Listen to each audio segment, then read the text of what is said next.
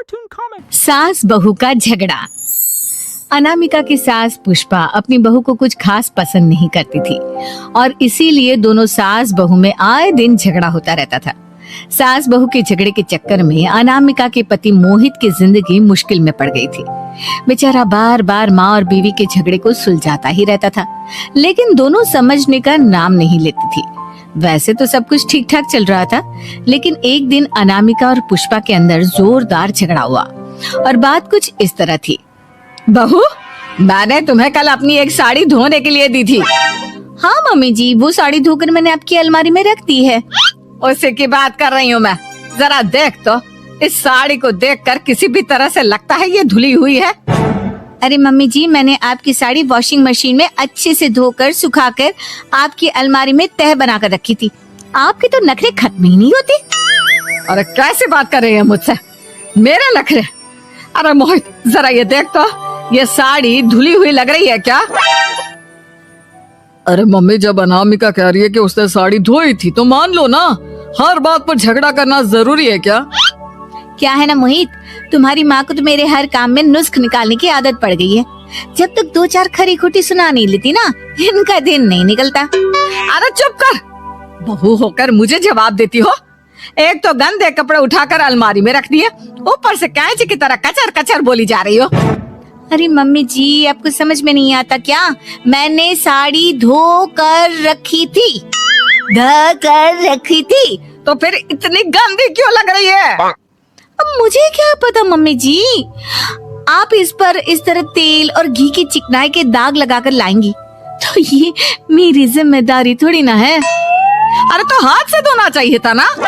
मैं आपकी बहू हूँ, नौकरानी नहीं जो एक कपड़ा रगड़ रगड़ कर हाथ से धो दूंगी। आपको पहननी है तो पहनिए, नहीं तो रख दीजिए। तुझे तो मैं अच्छी तरह बताऊंगी, मुझे जवाब देती है। एक दिन सुबह के वक्त, अरे अनामिका, मेरी व्हाइट शर्ट कहाँ है? आज ऑफिस में बहुत बड़ा प्रेजेंटेशन है और मुझे वो व्हाइट शर्ट पहन कर जाना है। मुझे पता है, आपने मुझे 2 दिन पहले ही बता दिया था और आपकी शर्ट मैंने धोकर अच्छी तरह आयरन करके अलमारी में लगा दी है। जाइए वहां से ले लीजिए। अनामिका, ये तुमने क्या किया? ये देखो, शर्ट पर लिपस्टिक का दाग लगा हुआ है और ये तो एक जगह से जल भी गई है। नहीं नहीं मोहित, ऐसा नहीं हो सकता। मैंने तो तुम्हारी शर्ट ठीक से इस्त्री करके अलमारी में लगाई थी। तो फिर ये जल कैसे गई अपने आप? अलमारी में लटके लटके थोड़ी ना जल जाएगी। पर मोहित, मुझे अच्छी तरह याद है। देखो, अपनी गलती को छुपाने की कोशिश मत करो। और अगर शर्ट जल भी गई थी तो तुम्हें पहले बताना चाहिए था ना। मैं नई शर्ट लेकर आ जाता। अब ऐन वक्त पर शर्ट कहाँ से लेकर आऊं? मेरा इतना इम्पोर्टेंट प्रेजेंटेशन था, सब खराब हो जाएगा। अरे बेटा, क्यों परेशान होता है? ये देख, मैंने तेरे लिए पहले से ही एक नई व्हाइट शर्ट ला कर रखी है। लेकिन मम्मी, आप मेरे लिए व्हाइट शर्ट क्यों लेकर आई? अरे मुझे पता था तेरा प्रेजेंटेशन होने वाला है और अपने इस बहू पर तो मुझे बिल्कुल भी भरोसा नहीं। क्या पता मेरी साड़ी की तरह तेरी शर्ट भी गंदी करके रख देती। और देख, वही हुआ ना। बेटा, सारी टेंशन छोड़ और ये नई शर्ट पहन कर जा। थैंक यू मम्मी, आज तो आपने बचा लिया मुझे। कुछ दिनों के बाद, अरे अनामिका, जानती हो, ऑफिस में मेरा जो दोस्त है ना अमर, आज उसका बर्थडे है और उसे तुम्हारे हाथ का चॉकलेट केक बहुत पसंद है। थोड़ा सा बनाकर टिफिन में रख दो ना प्लीज। हाँ हाँ, क्यों नहीं। मैं बहुत अच्छा केक बनाकर आपके दोस्त के लिए रख दूंगी। तुम्हारे हाथ का खाना खाकर तो वैसे ही मेरे ऑफिस के सारे लोग इतनी तारीफ करते हैं, क्या बताऊं। प्लीज एक अच्छा सा केक और बना दो, मेरी तो ऑफिस में शान बढ़ जाएगी। अनामिका केक बनाने के लिए रख देती है। पुष्पा चुपचाप जाकर उस पर ढेर सारा नमक डाल देती है। देख अमर, तेरी भाभी ने तेरे लिए चॉकलेट केक बनाकर भेजा है, तुझे बहुत पसंद है ना? यार, तू बहुत किस्मत वाला है। भाभी इतना अच्छा खाना बनाती है और साथ में केक भी। वैसे भाभी को थैंक यू बोलना। थैंक यू बाद में, पहले तो ये केक खा कर देख। बहुत मेहनत से बनाया है अनामिका ने। अरे यार, इस केक में तो बहुत सारा नमक है। लगता है भाभी ने शक्कर की जगह खूब सारा नमक डाल दिया है। अरे मोहित, तू तो अपनी बीवी की कुकिंग की बहुत तारीफ करता फिरता है।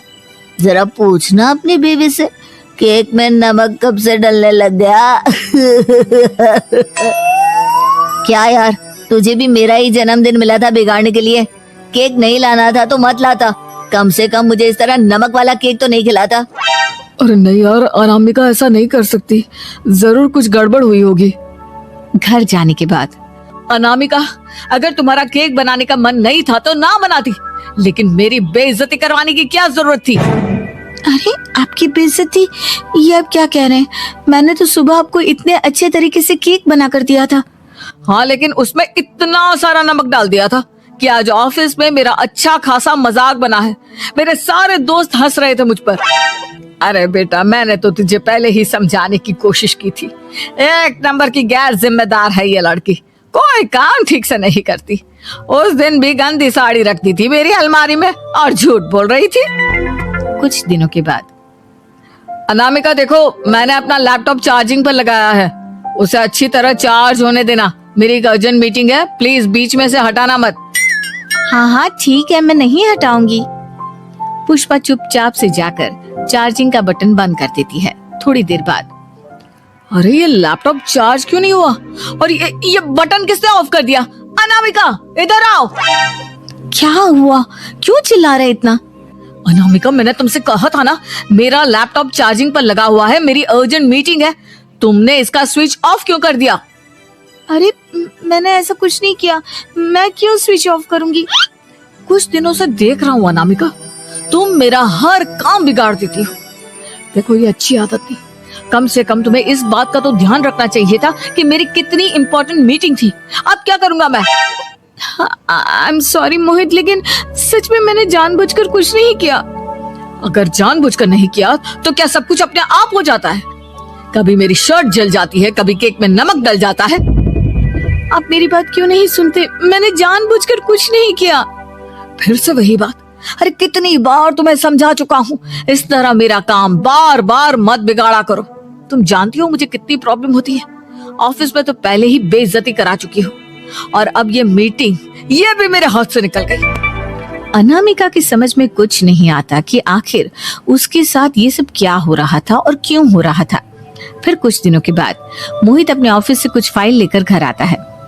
अनामिका, ये कुछ फाइलें हैं, इन्हें संभाल कर रख दो, और प्लीज इस बार ध्यान से, कोई गड़बड़ी नहीं होनी चाहिए। नहीं मोहित, कोई गड़बड़ी नहीं होगी। मैं सारी फाइल्स अलमारी में लॉक करके रखूंगी और चाबी अपने पास रखूंगी। अनामिका, जरा अलमारी की चाबी तो देना। क्यों मम्मी जी, आपको क्या काम है? उसमें मोहित की जरूरी फाइल रखी है और मैं नहीं चाहती कि इस बार कोई भी गड़बड़ हो। पता नहीं, कुछ दिनों से हर काम खराब हो जाता है। अरे मुझे उसमें से पैसे निकालने हैं और उसके बाद ले लेना अपनी चाबी। मैं खा नहीं जाऊंगी तुम्हारे पति की फाइल। अनामिका को अपनी सास पर शक होता है। चाबी देने के बाद वो चुपचाप छुपकर अपनी सास की हरकत देखती है। ये फाइलें उठाकर डस्टबिन में डाल देती हूँ, फिर देखना कैसे मोहित इसकी खबर लेगा। इस बार तो छोड़ेगा नहीं इसे। वैसे भी पहले मैंने जो कुछ भी किया है उसकी वजह से अच्छी खासी डांट पड़ी है, मजा आ जाएगा। अच्छा, तो ये बात है। सारा काम मम्मी जी बिगाड़ देती हैं, वो भी इसलिए क्योंकि मेरा उनसे झगड़ा हो गया है। सास के जाने के बाद अनामिका मोहित को बुलाकर लाती है। क्या हुआ अनामिका, क्या दिखाना है? ये देखिए, आपकी फाइल डस्टबिन में पड़ी हुई है। इसीलिए तो कहा था संभाल कर रखना, और तुमने उठाकर ये फाइल डस्टबिन में डाल दी। मैंने नहीं, तुम्हारी मम्मी ने डाली है, मुझसे बदला लेने के लिए, ताकि तुम मुझे डांटो। और अगर मैंने डाली होती तो मैं तुम्हें दिखाने के लिए बुलाकर तो नहीं लाती ना। सही कह रही हो, मैं अभी मम्मी से जाकर बात करता हूँ। थोड़ी देर बाद, मम्मी सच सच बताइए, मेरी फाइल अलमारी में से निकाल कर डस्टबिन में आपने डाली थी ना? अरे अपनी माँ पर इल्जाम लगाता है, शर्म नहीं आती तुझे? मैं इल्जाम नहीं लगा रहा हूँ मम्मी, जो सच है वही पूछ रहा हूँ। अब जल्दी से बताइए आपने ऐसा क्यों किया? अरे तो क्या करती, तेरी बीवी मुझसे झगड़ा करती है, उल्टे सीधे जवाब देती है, मुझे उससे बदला लेना था। अरे मम्मी, लेकिन आप दोनों के झगड़े के चक्कर में मेरा कितना नुकसान हुआ है, ये कभी सोचा आपने? मम्मी जी, अगर आपका बदला पूरा हो गया हो तो आइंदा ऐसी कोई हरकत मत करना, क्योंकि अब आपकी सच्चाई हमारे सामने आ चुकी है। यह तो वक्त ही बताएगा मैं क्या करूंगी और क्या नहीं। मम्मी जी, कहा ना आप ऐसा कुछ नहीं करेंगी। अरे मेरी जो मर्जी आएगी वो मैं करूंगी। मेरा सर घूम रहा है, सास बहू के Like, share, follow, comment.